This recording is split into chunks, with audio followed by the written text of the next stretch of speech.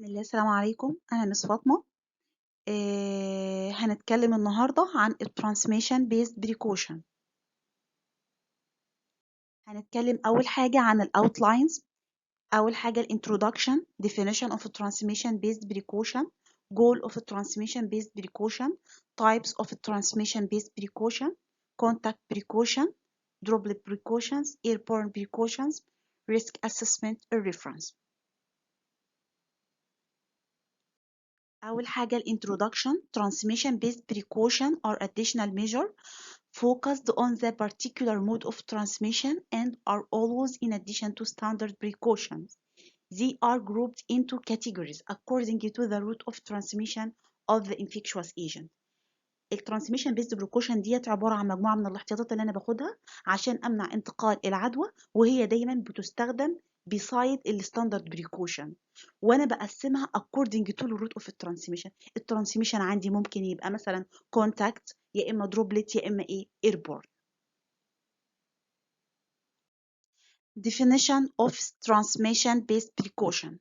Transmission based precaution are the second tier of basic infection control and are to be used in addition to standard precaution for patients who may be infected or colonized with certain infectious agents for which additional precautions are needed to prevent the infection transmission.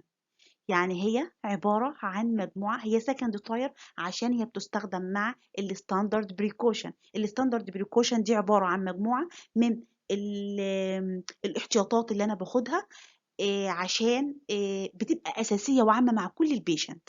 إنما الترانسميشن بيست بريكوشن بستخدم الستاندرد بريكوشن beside الترانسميشن بيست بريكوشن according to للروت اوف الترانسميشن اللي حصل للعيان، وباخدها according للترانسميشن اللي حصل للعيان. لو هو مثلا كونتاكت هيبقى له بريكوشن خاصه بيه، لو هو ايربورن هيبقى له بريكوشنز خاصه بيه، لو هو دروبلت هيبقى له بريكوشنز خاصه بيه. كل دوت عشان امنع to prevent الانفكشن transmission. ايه الجول اوف الترانسميشن بيست بريكوشن؟ انا ليه بعمل ترانسميشن بيست بريكوشن؟ اول حاجه used to help stop the spread of germs from one person to another. انا عايزه امنع انتقال العدوى من شخص للاخر. تاني حاجه عايزه اعمل protect للبيشنت their families other visitors and healthcare providers. عايزين نحمي البيشنت وعيلته والفيزيتورز والهيلث كير بروفايدرز. تالت حاجه it used also to stop germs from spreading across the healthcare setting. بس كده.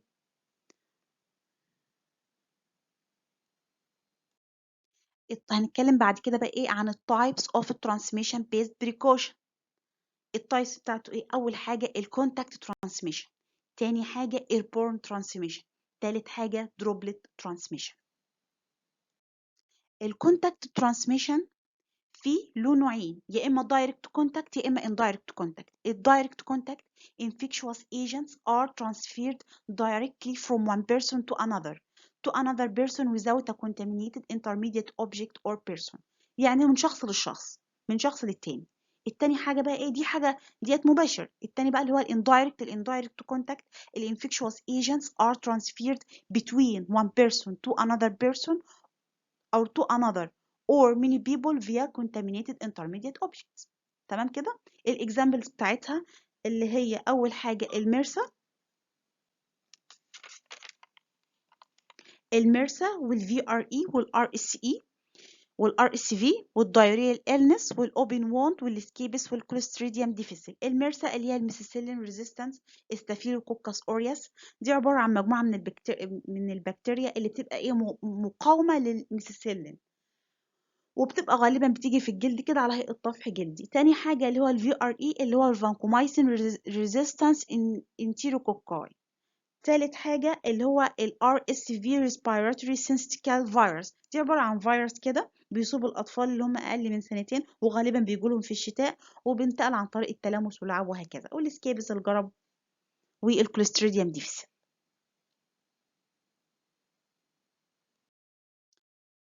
الكونتاكت بريكوشنز، أنا بعمل البريكوشن كونتاكت used for إيه؟ used for patient with known or suspected infections that can be transmitted by direct or indirect contact. زي ما احنا قلنا للبيشنت اللي هم معروف ان هم عندهم العدوى او suspected ان هم يجي لهم العدوى، اللي هي بتتنقل عن طريق اللي هو indirect والdirect والindirect contact. انا هعمل ايه البريكوشنز اللي انا هاخدها للبيشنت ده للناس دول؟ اول حاجه single patient room، هنحط البيشنت في غرفه لوحده. in suite preferred، يعني بحطه في غرفه، في غرفه خاصه التواليت فيها وكل حاجه تبقى غرفه خاصه بيه. لو مفيش حاجه available بالنسبه لي بعمل consultation للانفكشن كنترول ايه بيرسونال. تاني حاجه، اي حاجه الاستاف قبل ما يدخلوا الاوضه لازم يعملوا هاند هايجين، يلبسوا staff to perform hand hygiene put on الجاون والابرون والجلافز prior to entering the patient room and when anticipating contact with the patient or their surroundings. يعني الاستاف طبعا لازم يعمل هاند واشنج ويلبس الجاون والابرون والجلافز لما يحصل لما يدخل البيشنت ويحصل اي كونتاكت باي حاجه متعلقه بالبيشنت. وساعه ما وريموف الجاون والابرون والجلافز and perform الهاند هايجين after leaving الروم. لما يجي يخرج طبعا لازم يقلع كل الحاجات دي تاني ويعمل perform للهاند هايجين. بعد كده هنعمل limit transport and movement of patient outside of the room to medically necessary purpose. ما بنقلش العيان الا للضروره بس، انا عايزه اعمل له اشعه مثلا او حاجه ضروريه دي بس اللي العيان فيها. بعد كده use disposable or dedicated patient care equipment زي blood pressure cuffs if common use of equipment for multiple patients is unavoidable. Clean and disinfect such equipment before use on another patient. يفضل ان احنا مثلا لما نيجي نستعمل العيان نستخدم له حاجات ديسبوزابل عشان تبقى خاصه بيه بس، مثلا زي الكف البلاد بريشر كفس، الكف مثلا بتاعه البلاد بريشر. طبعا لو عندي مش افيلابل ان انا تبقى هي ديسبوزابل، اعمل ايه بقى؟ اقوم رايح عامل لها كلين وبعدين ديسانفكت وبعدين استخدمها البيشنت تاني مفيش مشكله، بس اهم حاجه استخدمها من البيشنت للتاني بعد ما اعمل لها كلينلس وديسانفكشن، وبعد كده استخدمها البيشنت تاني عادي لو مفيش فيها ايه افيلابيلتي الحاجه زي كده. بعد كده clean and disinfect non-disposable equipment and items when removed from the patient room. اي حاجه non-disposable لازم اعمل لها cleanliness و disinfection لما and items when removed from the patient room. اي حاجه تخرج من البيشنت روم لازم اعملها كده من الديسبوزابل من النون ديسبوزابل equipment. تمام. بعد كده الcontaminated linen should be handled as little as possible to prevent cross microbial contamination of the ear. اي linen contaminated لازم اعملها ايه اعمل لها handling بطريقه صح. all linen from the patient isolation room should be handled as الايه الهوسبيتال بروتوكول، بشتغلهم ايه as الهوسبيتال بروتوكول بتاع الايه الانفكشن كنترول.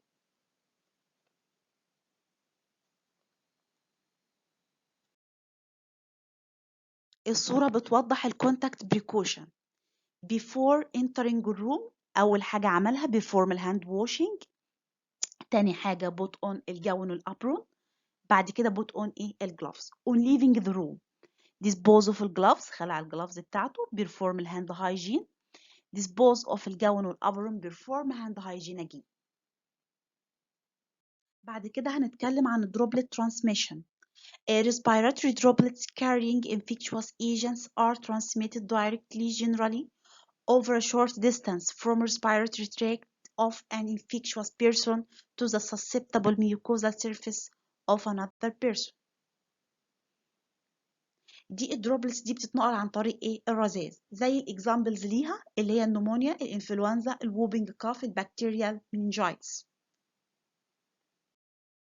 الدروبلت precautions use droplet precautions for أنا بستخدمها for patients known or suspected to be infected with pathogens transmitted by respiratory droplets that are generated by patient with coughing, sneezing or talking. طبعا ديت العدوى اللي أنا الدروبلتس دي بتتنقل عن طريق الرذاذ لما يكون البيشنت coughing أو sneezing أو talking. انا بستعملها طبعا باخد الدروبلت بريكوشنز للبيشنت اللي هم known or suspected to be infected. تمام. ايه البريكوشنز اللي انا المفروض اخدها له؟ اول حاجه single patient room with insert، تبقى اوضه غرفه خاصه بيه بال بال بالتواليت بتاعتها وكل حاجه خاصه بالعيان، وكونسلت الانفكشن كنترول بيرسونال if non available to assess the various risks associated with other patient placement option. تمام، احنا بنعمل لهم notification ان مفيش availability مثلا اللي هي البيشنت يقعد في single room. لو في مثلا مفيش في availability نعمل لو في مثلا multi beds في الروم نعمل special separation اكتر من 1 متر، ونعمل curtains ما بين كل سرير patient bed والتاني. تمام. بعد كده staff to put on surgical mask when entering a room and remove وdispose الماسك after leaving the room وperform الهاند hygiene. طبعا بيلبسوا الستاف بيلبس surgical mask وبيعمل هاند واشنج، يلبس سيرجيكال ماسك ويلبس والجلافز وكده، واون الليفنج يريموف للجلافز والماسك ويبرفورم الهاند هايجين again. instruct the patient about respiratory hygiene and cough etiquette. اللي انا etiquette اللي هو ان انا بخلي البيشنت etiquette ان انا اخلي البيشنت بدلهم اداب السعال، ان هو مثلا لما يجي يعمل كافينج يكح في منديل، او مثلا عطس او اي حاجه وما كانش في افيلابيلتي مثلا ان هو يبقى معاه منديل يتني كوعه مثلا ويكح فيه بحيث ان ما تبقاش في ايده او كده. بعد كده limit the patient movement outside the room to medically necessary purposes. ما نقلش العيان الا لما يكون انا عايزه اعمل له حاجه مهمه medically necessary purposes، عايزه اعمل له اشعه وحاجه مهمه. بعد كده patient to put on surgical mask when leaving the room. لو العيان عايزه اخرجه بره الاوضه مثلا، وليكن مثلا عايزه اعمل له اشعه وعايزه اعمل له حاجه، اخليه يلبس surgical mask. the door may remain open، اسيب الدورز open. بعد كده هنعمل environmental control اللي هو environmental control ازاي patient care item bedside equipment and frequently touched surface are cleaned daily with hospital approved disinfections. طبعا لازم اعمل تطهير لكل الاسطح وكل حاجه خاصه بالعيان وقريبه اي سطح العيان بيلمسه equipment اي حاجه لازم اعمل لها disinfection. A patient care equipment and linen. If use of common equipment or items is unavoidable زي الستاتسكوب والسفاجمومانومتر اللي هي السماعة وجهاز الضغط clean and disinfect it before using it from one patient to another. لو أنا مثلا عندي مثلا السماعة والحاجات دي عايزة استعملها من عيان للتاني بعملها clean and disinfection واستعملها عادي وخلاص. Contaminated linen should be handled as little as possible to prevent gross microbial contamination of the ear. All linen from patient isolation room should be handled as hospital protocol. زي ما قلنا الصورة هي بتوضح الدروبلت precautions. قبل ما يدخل الغرفة بيعمل شفت clean الهاندس when entering and before leaving the room. قبل ما يدخل الغرفة لازم يعمل هاند واشنج ويرنج للجلافز. بعد كده بيعمل وير للماسك. لو البيشنت مثلا في سكريشن او اي حاجه ممكن يلبس الجلافز والجاون او الابرون والاي اي كفر. بعد كده هنتكلم عن ال airborne transmission. Fine airborne particles containing infective agents are dispersed over long distance by air currents and can be inhaled by susceptible person through coughing or sneezing. الايربورن ترانسميشن دي اي حاجه ديت المايكرو اورجانيزم بيبقى موجود في الهواء بيحصل له بقى انهاليشن او كده. الايربورن ترانسميشن is classified into يا اما obligate يا اما preferential.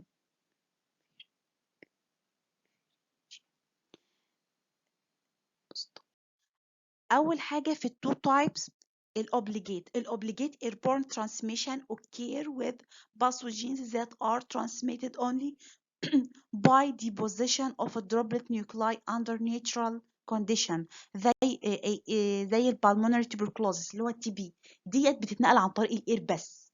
تاني حاجة اللي هي preferential airborne transmission occur with pathogens that can initiate the infection by multiple routes but are predominantly transmitted by droplet nuclei زي الميسلز والتشيكن بوكس. يعني هي ممكن تتنقل عن طريق الاير او بطرق اخرى، زي مثلا التشيكن بوكس ممكن يتنقل عن طريق الكونتاكت. Airborne precaution. Use airborne precautions for patients known or suspected to be infected with pathogens transmitted by the airborne route of small droplet nuclei أقل من 5 micron in size. دي عبارة عن حاجات بتتنقل، طبعا أنا بستعملها للعيانين اللي هم معروف أو suspected إن هم إيه يتنقل لهم الباثوجينز ديت عن طريق الايربورن روت. بتبقى small أقل من 5 مايكرون in size زي tuberculosis, الميسل, chicken pox, disseminated herpes zoster that may remain suspended in the air for long periods. ممكن تقعد في air for long periods. أعمل إيه البريكوشنز اللي أنا أخدها للبيشنتس دول؟ أول حاجة single negatively pressured room with sweat. طبعا أقعدهم في غرفة لوحدها بنيجاتيف بريشر. ليه أنا عايزة أعملها نيجاتيف بريشر؟ يعني مثلا بيشنت زي اللي عنده tuberculosis، انا مش عايزه الهواء الداخل والخارج يدخل ويخرج عند العيان، يبقى البيئه اللي العيان عايش فيها تبقى نيجاتيف بريشر عشان الهواء ما يفضلش يخرج ويدخل، لا يبقى هو في بيئه نيجاتيف. انما البيئه اللي هو البروتكتيف انفايرمنت تبقى بوزيتيف، يعني مثلا البيئه اللي بره تبقى بوزيتيف انما هو قاعد جوه تبقى البيئه نيجاتيف بريشر. عشان كده انا بخلي الدور تو ريمين كلوزد عشان ما اسمحش كده. لو انا سبت البوزيتيف بريشر والكلوزد مفتوحه كده هسمح بانتقال العدوى، انما لما بعمل نيجاتيف بريشر ديت حاجه بتقلل لي من انتقال العدوى. عشان كده بخلي الدور ريمين كلوزد. تالت حاجه ensure that protective environment is designed to maintain positive pressure. يعني البيئه اللي بره، يعني مثلا دي اوضه العيان، البيئه اللي بره اللي هي البروتكتيف environment تبقى positive pressure عشان الهواء يدخل لي، الهواء بتاعه لا يدخل لي ولا انا هواء يدخل له. Staff to put on N95 mask when entering the patient room and remove dispose the mask perform hand hygiene after leaving a room. طبعا ال N95 ده بيبقى high efficient، يعني فيه له high efficiency طبعا، فانا طبعا بستعمله ال N95 وقبل ما ادخل عند العيان بلبسه وانا خارجه طبعا بشتاله وبعمل الهاند ايه hygiene. بعد كده instruct the patient about respiratory hygiene والcough and the cough etiquette. اعرفه اداب السؤال ان هو ازاي يكح، لما يكح مثلا يكح في منديل، واعرفه الحاجات دي كلها. لو العيان عايز يخرج من الروم بخليه يلبس سيرجيكال ماسك عادي. patient to put on السيرجيكال ماسك when leaving the room. Immunize susceptible persons as soon as possible following unprotected contact with vaccine preventable infection. طبعا الناس اللي هم الهاي ريسك اللي هم ان هم susceptible ان هم ممكن يتعادوا، الهيلث كير وركر، الناس اللي هو الريلاتيفز، الناس اللي كونتاكت للبيشنت او كده اديلهم ايه immunization. اديلهم immunization ليه؟ مثلا للميسلز، الفاريسيلا اور سمول بوكس. اعمل ايه كمان؟ استعمل الهبه فلتر. الهبه فلتر دي نوع من انواع الفلتريشن، اسمه الهبه اختصار هاي efficiency particular air filter. دي كلها حاجات عشان ايه؟ تعقم الجو وتنقيه. Place allogenic hematopoietic stem cell transplant patient in a protective environment to reduce exposure to environmental fungi زي الاسبرجيلا species aspergillus او bacillus insidious. العيانين اللي هو دولت اللي بعمل لهم ترانسبلانتيشن اللي هو الالوجينيك هيماتوبايوتيك ستيم سيل ترانسبلانت. دي عباره انا بعمل للعيان مثلا زرع من، هو اللي بيزرع يعني جزء من زي مثلا الجرافتنج، جزء من نفس الجسم، من نفس جسم الشخص نفسه، زي مثلا ناس بعمل لها جرافتنج او اي حاجه، زرع من حته لحته من نفس الشخص. بعد كده no published reports support the benefits of placing a patient undergoing solid organ transplantation or other immunocompromised patient in a protective environment. إلى الآن مفيش حاجة بتؤكد أو حاجة لها scientific base بتقولك إن العيان اللي أنا عايزة أعمله organ transplantation or immunocompromised إن أنا أحطه في protective environment. مفيش حاجة علمية بتأكد حاجة زي كده. بعد كده no carpeting in البيشنت rooms or airways. ما نحطش بقى سجاجيد وحاجات زي كده في الهولويز. no carpeting in البيشنت روم or الهولويز، يعني الطرق والممرات بتاعة العيان ما نحطش فيها سجاد لأنه بيطرب وممكن المايكرو اورجانيزم يجي فيها وكده. بعد كده no fresh or dried flowers or potted plants. كل الحاجات دي كلها بتساعد ايه على انتقال العدوى. فانا طبعا ما اعملهاش، تبقى no fresh or dried flowers or potted plants. بعد كده avoid dusting methods that disperse dust. اي حاجه بتهيج التراب والحاجات زي كده avoid dusting methods that disperse dust.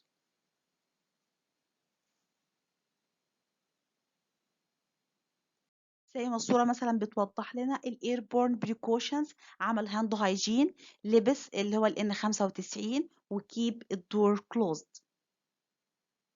هنتكلم بعد كده عن ال risk assessment. أول حاجة consult with infection control nurses doctors to ensure that appropriate transmission-based precautions are applied and that they remain in place until the risk of transmission of the infectious agent has passed. طبعا بنعمل consultation للدكتور للانفكشن كنترول تيم عموما عشان نتأكد ان الترانسميشن بيست بريكوشن فعلا متطبقة لغاية ما الريسك بتاع الترانسميشن بتاع الانفكشوس ايجنت has a post. بعد كده remember that transmission based precaution is applied as well as the standard precaution. تبقى فعلا متطبقة ومتفعلة زي الستاندرد precautions بالظبط. بعد كده ensure that transmission based precautions are maintained when moving the patient from patient care area to another. تبقى فعلا متطبقة لما أكون عايزة أنقل العيان من مكان للتاني. بعد كده explain to the patient why transmission based precaution are necessary. بوضح له طبعا زي الجول اللي احنا قلناه ايه الفايدة من الترانسميشن based precaution، ليه انا بطبق الترانسميشن based precaution. بعد كده become familiar with the local policy on appropriate personal protective equipment when it should be used and how it should be put on and taken off. طبعا ببقى عارف ان انا بستخدم كل الحاجات اللي هي البيرسونال بروتكتيف equipment، امتى طبعا بلبسها وامتى بخلعها وليه وعشان ايه، لازم اكون عارف الحاجات دي كلها. بعد كده make sure you know which type of mask is needed in different situation and how to check that they are properly fit. ببقى طبعا هبقى عارف امتى استخدم. مثلا انت عندك السيرجيكال ماسك مثلا وان 95، في دوت له استخدامات، الان 95 له استخدامات مثلا، والسيرجيكال ماسك له استخدامات تانية. لازم ابقى عارفه وابقى عارف الافشنسي بتاعتهم كويسين ولا مش كويسين، لازم ابقى عارف طبعا الحاجات دي. make sure you are fully immunized against the vaccine preventable disease as a recommended. طبعا لازم اكون عارف الحاجات دي ايه كلها. بعد كده بقى ايه الريفرنس. Thank you.